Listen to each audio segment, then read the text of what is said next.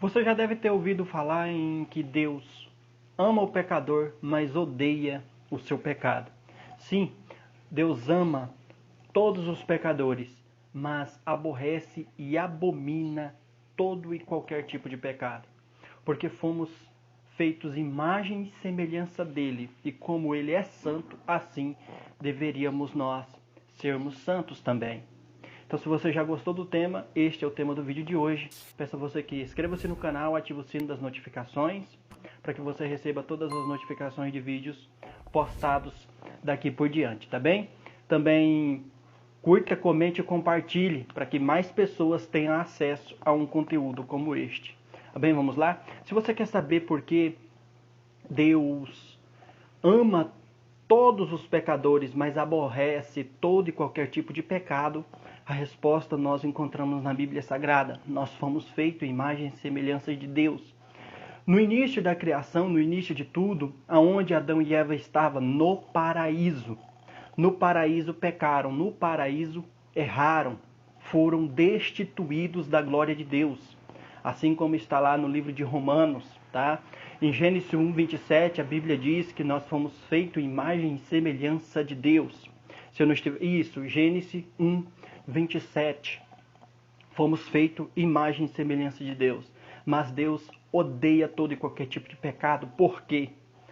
O que leva a entender, tanto ele fala na Bíblia como palavras professadas dele mesmo: eu sou Deus e santo e aborreço todo e qualquer tipo de pecado. Assim como também expulsou Adão e Eva do paraíso depois, logo após de ter pecado. Logo após Adão e Eva ter consumido o pecado, ter consumido a fruta, desobedecido a Deus, Deus expulsa eles dos paraísos, fecha a porta e coloca um anjo ali para proteger, para que eles não voltassem. Mas se Deus ama o pecado, se Deus ama o pecador, por que pune o pecador diante do pecado? Já que nós herdamos aí o pecado de Adão e Eva. É como eu já disse, Jesus Cristo, ele veio, ele morreu na cruz do Calvário para tirar a culpa do pecado nossa, para que assim podemos alcançar salvação. Jesus morreu a nossa morte para que nós possamos viver a vida dele. Ele tomou o nosso lugar para nós ficarmos com o lugar dele. Ele, sendo Deus santo, tendo todos os privilégios no céu, preferiu vir a nós como homem, tabernáculo, viveu como homem, 100% homem e 100% Deus, tendo todos os atributos de Deus e todos os atributos de homem. Por que isso?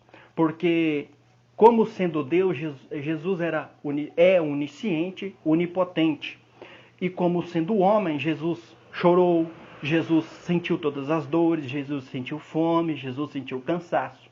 Por conta disso é que nós recebemos a salvação. Nós não recebemos, todos pecaram e destituídos da glória de Deus estão, assim como está lá no livro de Romanos 3, 23, tá? E Deus abomina todo e qualquer tipo de pecado. Deus ignora o pecado por amar o pecador de forma nenhuma. Todo pecado merece a sua imputação ou sua criminalidade justamente, ou seja, a sua pena justamente.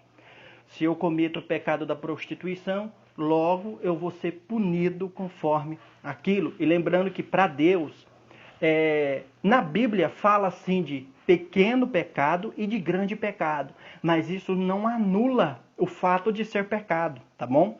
Isso não anula o fato de que eu errei. E o que é pecado? Pecado é tudo aquilo que vá contra a vontade de Deus, tudo aquilo que é contra os princípios bíblicos e tudo que é contra os princípios de Deus, tudo que é contra a lei de Deus. Isto é pecado. A desobediência de Adão e Eva levou a tudo isso. Então, a partir daí, Deus teve que traçar um novo plano de salvação ao homem, tá? Por quê? Porque Ele nos ama, porque Ele nos amou de tal forma, porque Deus amou o mundo de tal maneira que deu seu Filho unigênito para que todo aquele que nele crê não pereça, mas tenha a vida eterna. tá bom? Deixa eu ver aqui mais algumas coisas, eu fiz aqui algumas anotações. Isso significa que ninguém nunca vai ser salvo do pecado? Ou talvez ao contrário, isso significa que nós podemos viver em pecado? Não, nós não podemos viver em pecado. Por quê? Porque Deus deu a graça, assim como está em Romanos, é a lei pecado de modo nenhum. Mas eu não teria conhecido a cobiça, se a lei não me dissera não cobiçarás. Pois a lei me mostrou o pecado, nós morremos para o pecado, como poderia eu viver no pecado? Mais ou menos assim. Então, se Deus nos ama e aborrece o pecado, então eu posso viver no pecado, já que vou ser salvo por isso, pela graça de Deus. Não, a graça não nos dá o direito e o dever de viver em pecado. Todo pecado, como eu já falei, merece a sua imputação justa, merece a sua criminalidade justa, a sua punição justa, tá? Então, por intermédio disso, Deus faz justa separação entre o pecador e o pecado, justa punição entre o pecador e o pecado. Ser salvo por Jesus significa que Deus não se importa com o pecado? De modo nenhum. Deus ainda continua aborrecendo e se irando contra o pecado. Se você quer saber por que Jesus olha para o céu na cruz do Calvário e pergunta para ele: por que me abandonaste? Lama lama sabachthani. Por que me abandonaste? Se você quer saber por quê, Jesus passou a ser substituto do nosso pecado. A partir do momento em que ele morreu na cruz do Calvário, ele se tornou, preste atenção, ele não se tornou pecado, porque ele não pecou, ele foi perfeito e honesto. Mas a partir daquele momento, ele se tornou substituto dos nossos pecados. Foi por isso que ele perguntou: por que me abandonaste? Porque naquele momento, Jesus tinha tomado sobre nós, sobre ele, na verdade, todas as nossas dores, todos os nossos erros, todos os nossos pecados.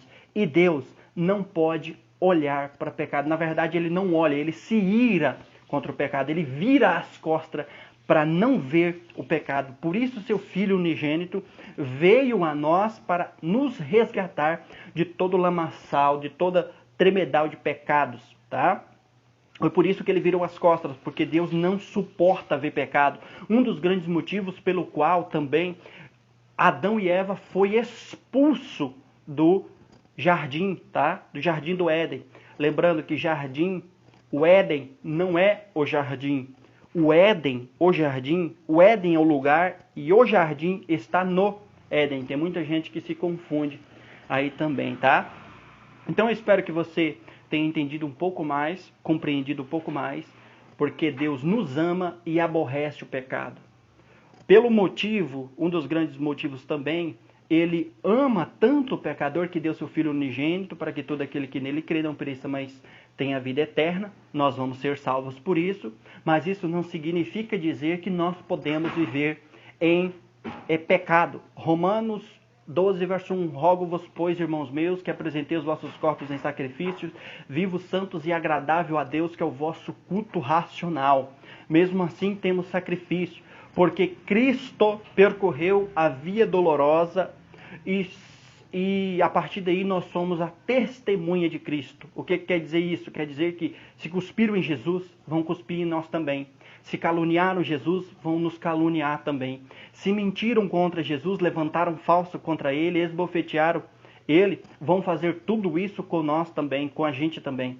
Por quê? Porque para nós sermos salvos, o céu não vai ser de graça, meu querido. Para nós sermos salvos, vamos ter que passar por tudo, basicamente, entre aspas, que Jesus passou. Não vai ser de graça. Todo pecado merece a sua imputação, a sua justiça, que é a justiça de Deus. Tá bem? Peço a você que inscreva-se no canal, ative o sino das notificações. Também curta, comente e compartilhe. Também peço perdão pelo áudio, tá? Se vocês ouviram algum barulho aí, é minha esposa tentando destruir o fogão, tá bom? Tá bom? Deus abençoe a vida de todos vocês. Muito obrigado. Não esqueça de comentar. Deus abençoe sempre.